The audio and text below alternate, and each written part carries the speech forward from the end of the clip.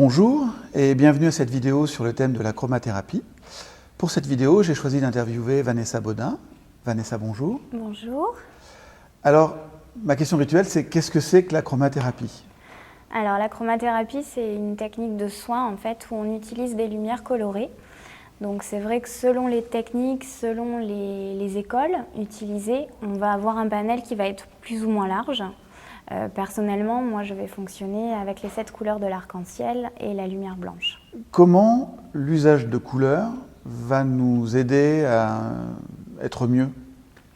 En fait, la couleur va pénétrer dans le corps pour lui donner un message. Elle va demander au corps de produire une énergie spécifique. Alors ça peut être produire du froid, du chaud, etc. Et du coup, ça va stimuler les capacités d'auto-guérison du corps. Donc en fait, cette couleur-là qu'on va envoyer, on va l'envoyer par le biais de lampes qui ont des filtres professionnels avec une fréquence bien définie. Et on va l'envoyer sur une durée bien précise, c'est-à-dire qu'on travaille avec des minuteurs. Alors selon les techniques, on a des temps minutés qui peuvent être légèrement différents. Personnellement, on a 3 minutes de la première couleur et 30 secondes de la couleur complémentaire. Voilà. Est-ce que c'est une application, je dirais, plus poussée, plus pointue d'un phénomène que les gens connaissent, qui est par exemple la déprime automnale liée à un manque de luminosité et qu'on peut compenser par exemple par des lampes à lumière du jour? Est-ce que c'est ce principe-là poussé plus loin? Alors là, on n'est pas uniquement sur effectivement la luminothérapie ou prendre sa dose de soleil, par exemple, pour la vitamine D ou quoi. On est vraiment dans une dynamique qui est, je pense, encore plus profonde au niveau thérapeutique. C'est-à-dire qu'on a deux modes opératoires, en fait. Soit on a une personne qui est déjà en forme, en bonne santé, bien portante, et elle va vouloir maintenir cet état. Auquel cas, on va travailler sur différentes méthodes qui peuvent être ce qu'on appelle un entretien de la santé, où on va faire un parcours, par exemple, sur le corps des différents organes, qui sont les organes majeurs, pour les aider à bien faire leur travail, j'ai envie de dire. Aider à la bonne digestion, aider au bon drainage du foie, aider à l'évacuation par la vessie, les intestins, etc. Donc en fait, on va vraiment donner ce message-là. Là, on est sur une dynamique d'entretien et davantage de prévention.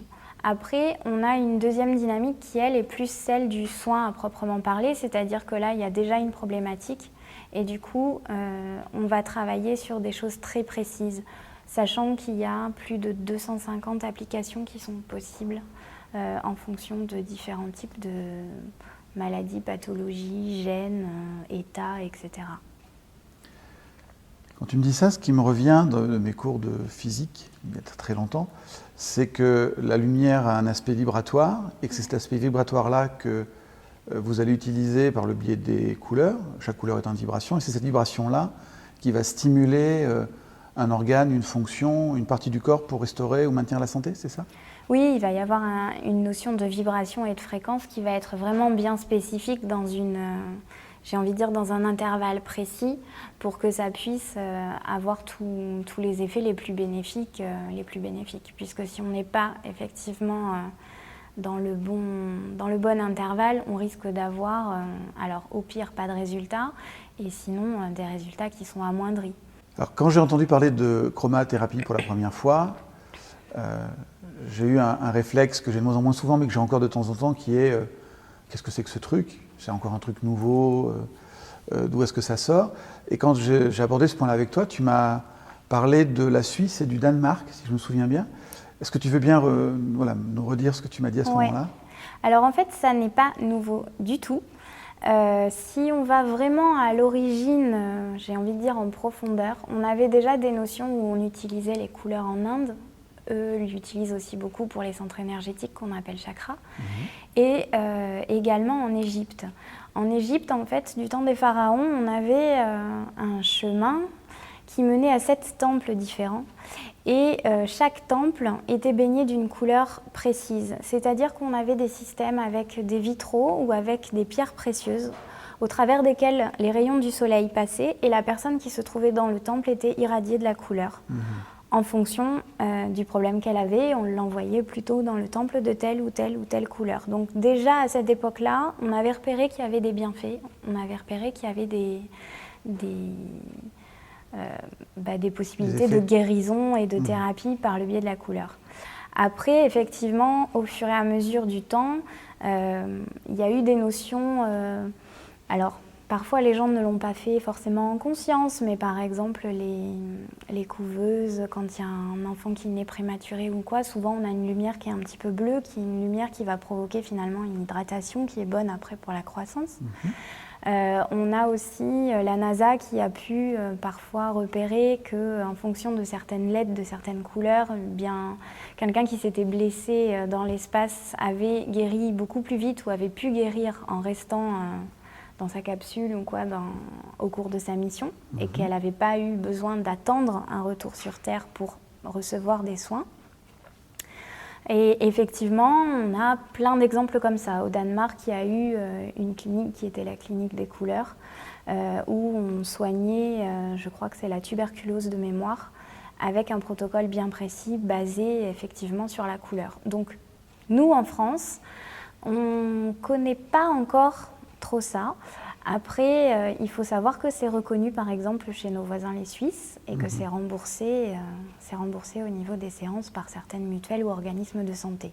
Donc ils ont effectivement une reconnaissance qui est plus avancée que nous pour le moment sur ce type de thérapie.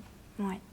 Donc encore une fois, c'est pas parce que nous le découvrons nous en France que c'est nouveau, et c'est pas parce que nous le découvrons que c'est folklorique ou que ça n'a pas d'effet. Et que ça nous invite vraiment à nous ouvrir à d'autres pratiques que celles peut-être que nous connaissons. Oui, c'est vrai qu'on connaît un certain nombre de méthodes. Quand il y a des nouveautés, des concepts méconnus qui arrivent, on a l'impression que c'est toujours très novateur, très avancé, et on se rend compte finalement que souvent ça puise ses sources dans des médecines ancestrales, dans des anciennes civilisations, etc. Donc je pense qu'on en développe d'autres applications, mais au final, on est quand même bien obligé de se rendre compte que c'était là depuis bien longtemps. Comment se déroule une séance de chromathérapie ? Alors, pour une séance de chromathérapie, en fait, j'accueille la personne, je vois avec elle ce qui va pas, pourquoi elle est présente, qu'est-ce qui motive sa venue. Ensuite, je vais déterminer, du coup, le protocole ou les protocoles qui seront les plus adaptés pour elle.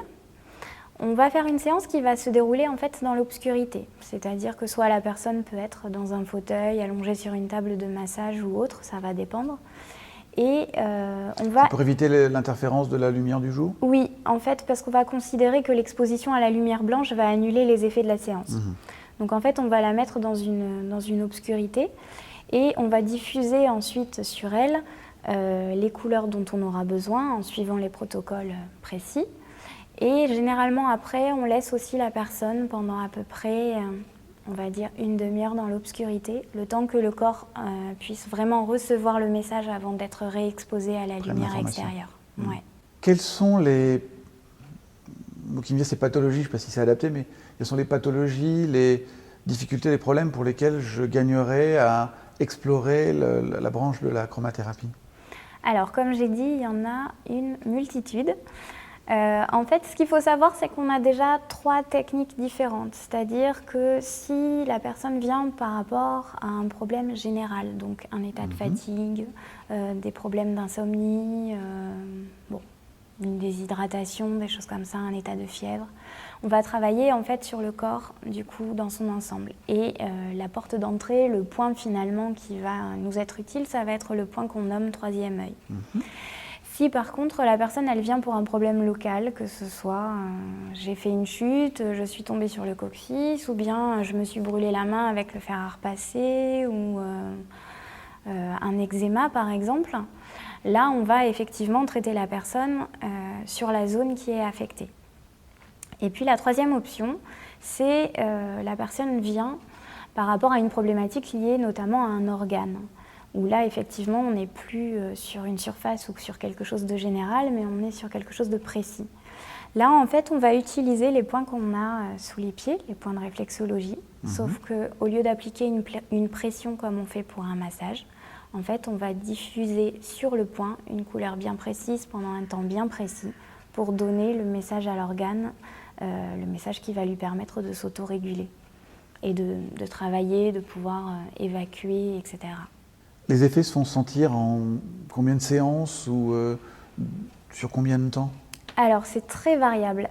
Pour des personnes, par exemple, qui pouvaient avoir une pharyngite ou avec le nez bouché, etc., c'est même arrivé que pendant la séance, pendant ces 3 minutes où on irradie la personne, c'est même arrivé qu'elle sente instantanément qu'il y ait quelque chose, une sensation de froid avec quelque chose qui dégonfle, en fait, qui lui permet de retrouver des voies respiratoires plus libres.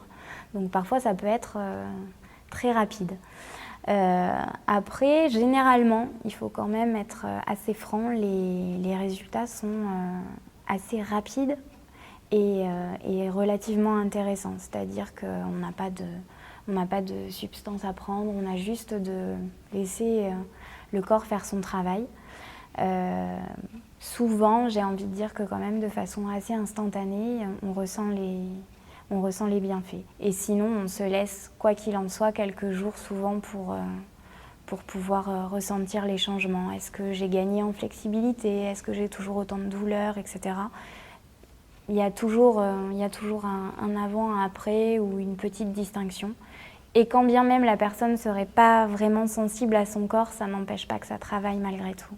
Pour faire du pouce sur la question que je viens de te poser, quelles sont les pathologies, peut-être de manière plus précise, que tu pourrais nommer, mettre en lien avec l'intérêt d'un travail en chromathérapie? Les pathologies, on en a, comme je disais tout à l'heure, on en a plus de 250, sachant qu'après on peut aussi créer des protocoles une fois qu'on a la base des connaissances et qu'on a été formé. J'ai notamment beaucoup de retours ou de demandes sur tout ce qui va être problème d'insomnie, problème de stress, tout ce qui peut être lié à des formes de contractures, tout ce qui va être douleur inflammatoire, tendinite, bursite, voilà, ce genre de problème. On peut avoir des traumatismes, on a fait une chute, une brûlure, des piqûres d'insectes, des difficultés de digestion avec du coup des lourdeurs après les repas ou des problèmes d'aérophagie ou de reflux. On peut avoir des personnes qui ont le foie un petit peu, on va dire, surchargé.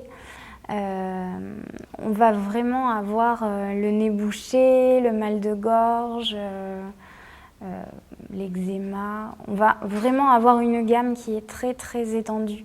Par conséquent, c'est vrai que même si c'est pas forcément encore dans les mœurs ou même si c'est pas forcément encore un réflexe, ça peut être intéressant, quel que soit le problème dont on souffre, d'interroger une personne qui est formée pour lui demander, voilà, j'ai tel type de problématique, est-ce qu'il y aurait quelque chose qui pourrait m'aider à ce niveau-là? On peut faire du drainage lymphatique, on peut aider quand il y a un problème de décalage horaire, une personne qui va avoir du mal à se concentrer, qui va manquer de volonté. Il y a vraiment un panel très très large, qui vient en complément ou pas d'un traitement médical, d'ailleurs, en fonction du type de problème. Merci Vanessa pour toutes ces informations sur la chromathérapie. Merci. Et puis plus d'informations sur le site internet qui terminera cette vidéo. Je vous souhaite une bonne fin de journée, une belle vie, à très bientôt. Au revoir.